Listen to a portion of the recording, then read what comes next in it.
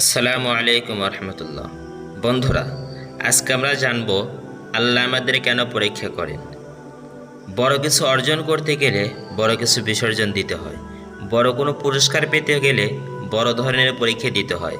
জান্নাতের মহাপুরস্কার লাভ করতে গেলে দুনিয়ায় বড় বড় পরীক্ষায় উত্তীর্ণ হতে হয়। তাই বহু ইমানদারের জীবনে দুঃখ, কষ্ট, বিপদাবাদ লেগে থাকে। এর কারণ ব্যাখ্যা করে রাসূল সাল্লাল্লাহু আলাইহি ওয়াসাল্লাম বলেন, মুমিনের জন্য দুনিয়া কারাগার সদৃশ্য ও কাফেরের জন্য জান্নাত সদৃশ্য। দুনিয়াবী কষ্টগুলো এক ধরনের পরীক্ষা। আল্লাহ কখনো সুখ শান্তি দিয়ে পরীক্ষা করেন, আবার কখনো রোগ ব্যাধি দিয়ে পরীক্ষা করেন। আল্লাহ বলেন, আমি তোমাদের মন্দ ভালো দিয়ে পরীক্ষা করে থাকি এবং আমার কাছেই তোমাদের প্রত্যাবর্তিত হতে হবে। বিভিন্ন পরিপ্রেক্ষিতে আল্লাহ আমাদের পরীক্ষায় ফেলেন।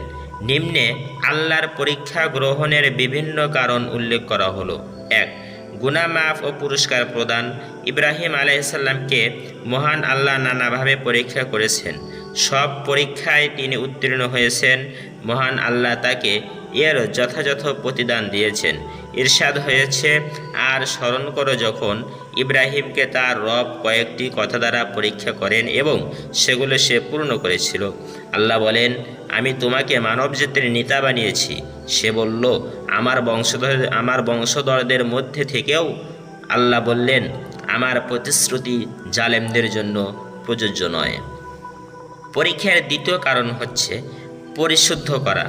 পরীক্ষার মাধ্যমে আল্লাহ উত্তমকে মন্দ থেকে পৃথক করেন।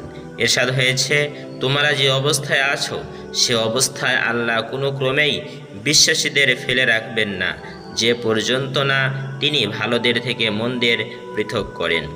আর আল্লাহ অদৃশ্য সম্পর্কে তোমাদের কাছে গোচরীভূত করবেন না। আর আল্লাহ অদৃশ্য সম্পর্কে তোমাদের কাছে গোচরীভূত করবেন না। তবে আল্লাহ তার রসুলদের মধ্যে থেকে যাকে ইচ্ছা নির্বাচিত করেন। পরীক্ষার ৩ নাম্বার কারণ মানবতার স্বরূপ প্রকাশ। ইরশাদ হয়েছে, আমি মানুষকে সৃষ্টি করেছি মিলিত শুক্রবিন্দু থেকে তা পরীক্ষা করার জন্য। অতঃপর তাকে করে দিয়েছি শ্রবণ ও দৃষ্টিশক্তি সম্পূর্ণ। আমি তাকে পথ দেখিয়েছি, হয়তো সে কৃতজ্ঞ হবে, না হয় অকৃতজ্ঞ। মূলত মানুষের প্রকৃত স্বরূপ তার কাছে স্পষ্ট করার জন্য আল্লাহ বিভিন্ন পরীক্ষা করেন। পরীক্ষার ৪ নাম্বার কারণ ধৈর্যশীলদের বাছাই করা। বিদ্রূপী পরীক্ষার মাধ্যমে আল্লাহ মূলত তার ধৈর্যশীল বান্দাদের বেছে নেন। আল্লাহ তাআলা বলেন, আর আমি তোমাদের অবশ্যই পরীক্ষা করব কিছু ভয়, ক্ষুধা এবং ধন সম্পত্তি, জীবন ও ফসলের ক্ষতির দ্বারা, আর আপনি সুসংবাদ দিন ধৈর্যশীলদের। পরীক্ষার ৫ম নাম্বার কারণ উত্তম আমলকারী নির্ণয় করা। ইরশাদ হয়েছে, যিনি সৃষ্টি করেছেন মৃত্যু ও জীবন তোমাদের পরীক্ষা করার জন্য। কে তোমাদের মধ্যে কর্মে উত্তম? তিনি পরাক্রমশীল, ক্ষমতাশীল। এছাড়াও আরও বিভিন্ন পরিপ্রেক্ষিতে আল্লাহ রাব্বুল আলামিন মানুষকে পরীক্ষা করেন।